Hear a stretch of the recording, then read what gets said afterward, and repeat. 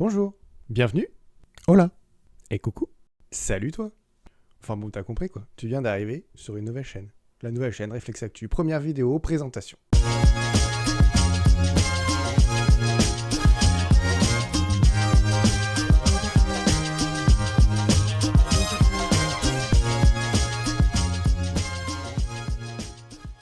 Alors le confinement a eu des effets sur tout le monde, sur mes cheveux, sur toi, sur tes amis, sur tes qualités de chef de cuisine, ou alors même sur tes qualités de jardinier. Les plantes vertes sont fantastiques, ou alors elles ont toutes crevé, ou alors t'as fait des boutures, t'as fait des tartes tatin, t'as lu tant de bouquins que t'en peux plus. Et ben moi, j'ai rien fait. Oui, on peut aussi ne rien faire pendant le confinement. Alors quand je dis rien faire, j'ai continué à garder mes petites habitudes, je me suis renseigné sur les actualités, j'ai regardé quelques magazines d'information à la télé, sur les sites web. Et du coup, m'est venue cette idée, je me suis dit, t'apprends plein de choses, ça te fait plaisir, et pourquoi tu ne le partagerais pas avec d'autres gens? Alors, qu'est-ce que vous allez pouvoir trouver sur cette nouvelle chaîne? Écoutez, c'est pas compliqué, un concept identique pour chaque vidéo, un sujet qui sera développé tout au long de la vidéo, on va dire pendant les 3/4 de la vidéo, et ce sujet sera relié à l'actualité d'une manière ou d'une autre. Par exemple, sur les dernières semaines, un sujet qui aurait pu être traité, c'est le marché du pétrole. Pourquoi le marché du pétrole? Parce que vous avez sans doute entendu parler, il y a de ça 2-3 semaines, que le cours du pétrole était descendu en dessous de zéro.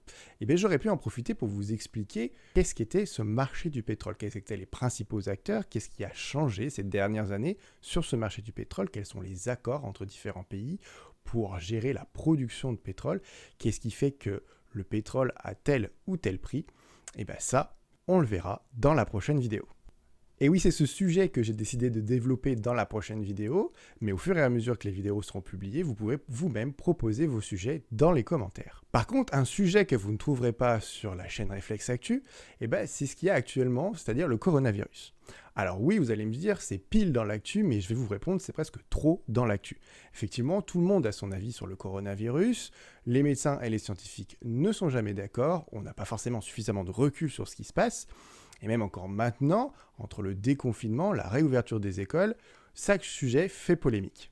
Alors bien évidemment, c'est pas parce que le sujet est polémique, mais c'est parce qu'en ce moment, sur le coronavirus, on a toutes sortes d'informations vérifiées, non vérifiées, on ne sait pas trop à qui se fier.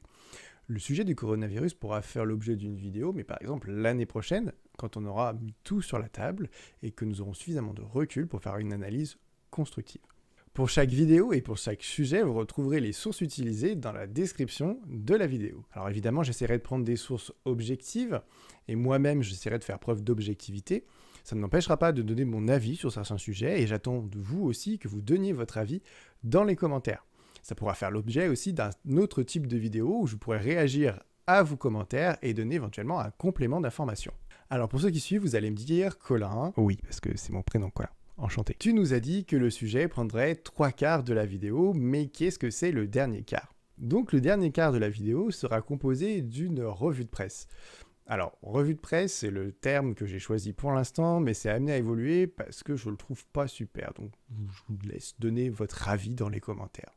Concrètement, je vous présenterai des informations récentes qui se seront déroulées entre chaque vidéo, des informations dont on n'a pas forcément entendu parler et que je juge intéressantes de vous partager. À la fin de cette vidéo, justement, vous retrouverez cette revue de presse. Enfin, ce flash, ce je ne sais quoi, il faut vraiment qu'on trouve un autre sujet. J'ai l'impression d'avoir 70 ans, de revenir de la presse avec 10 journaux sous les bras.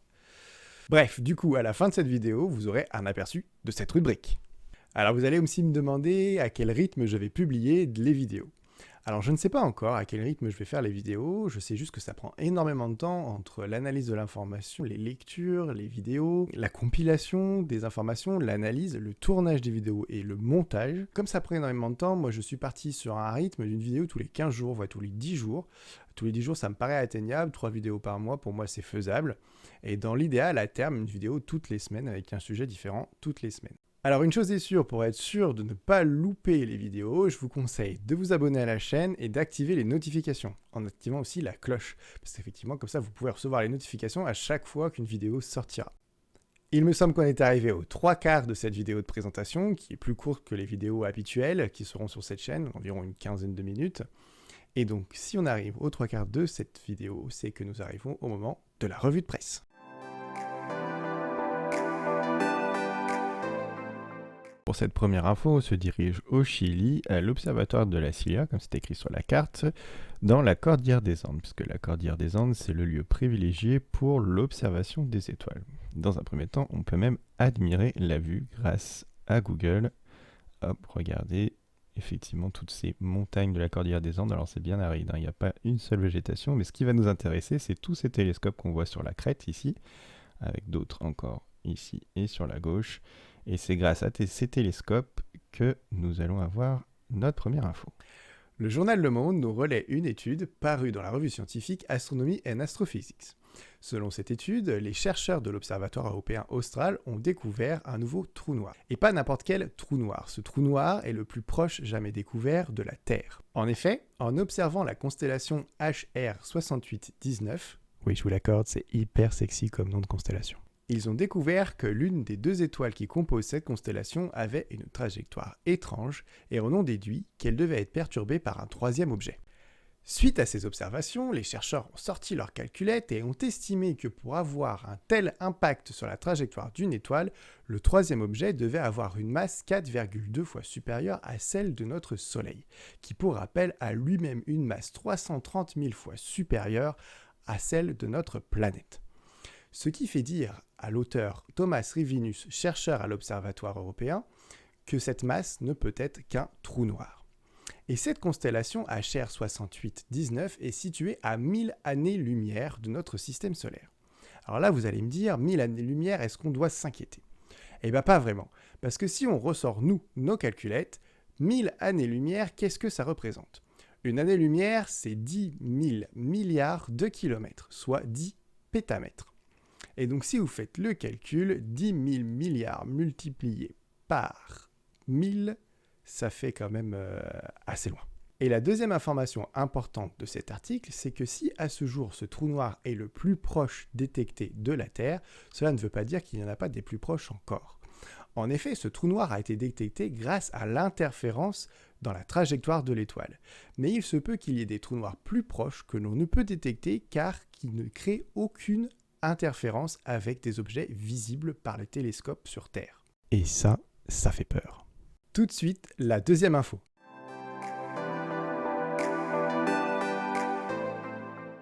La deuxième info nous emmène au Kenya, sur les rives du lac Victoria. Alors pour cette deuxième info, même pas la peine de mettre de repères, on voit directement sur la carte le plus gros lac d'Afrique avec 68 100 km² qui est le lac Victoria. Il est partagé entre trois pays, l'Ouganda, le Kenya et si on dézoome un peu, le plus gros des trois, la Tanzanie. Et notre info, elle est sur les rives du Kenya, juste ici la plus petite partie. Le Courrier international, via Science Alert, nous informe d'une étude parue dans la revue scientifique Nature Communications, selon laquelle des chercheurs auraient trouvé dans le corps de moustiques sur les rives du lac Victoria un microbe capable de stopper la transmission du parasite responsable du paludisme. Petit bémol, ce microbe n'a été retrouvé que dans 5% des moustiques. Mais cela n'empêche pas les scientifiques de penser à faire exactement comme en Nouvelle-Calédonie pour les cas de dengue, c'est-à-dire élever des moustiques avec ce microbe, les relâcher dans la nature pour qu'ils se reproduisent et qu'à terme, le parasite disparaisse. Petite info complémentaire, le paludisme sévit principalement en Afrique et il a été responsable en 2018 de 405 000 morts. Et malheureusement, il n'existe aucun vaccin contre cette maladie. Affaire à suivre donc.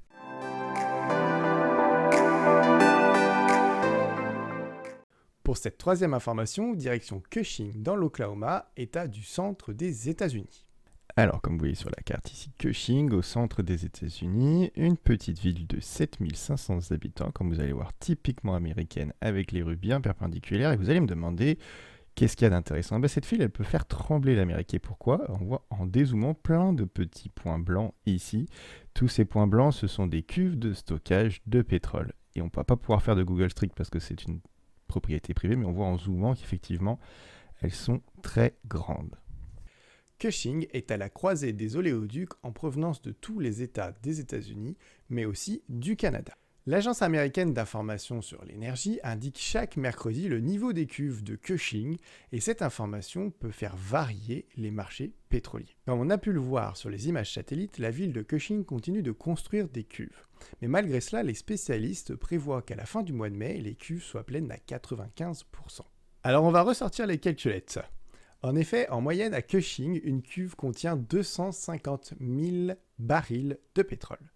Un baril de pétrole, c'est 159 litres, à peu près. Donc une cuve, donc 250 000 barils multipliés par 159, une cuve contient 40 millions de litres de pétrole. Et si vous vous souvenez bien, je vous ai indiqué qu'à Cushing, il y a 384 cuves. Donc 384 cuves multipliées par 40 millions de litres de pétrole, on obtient la somme astronomique de 15 milliards de litres de pétrole dans une ville aux États-Unis. Sur ces chiffres astronomiques, je vous laisse retourner à vos occupations seulement si vous vous êtes abonné à la chaîne, que vous avez mis un pouce bleu à la vidéo et que vous avez activé les notifications. Rendez-vous dans la prochaine vidéo pour approfondir le sujet du marché du pétrole.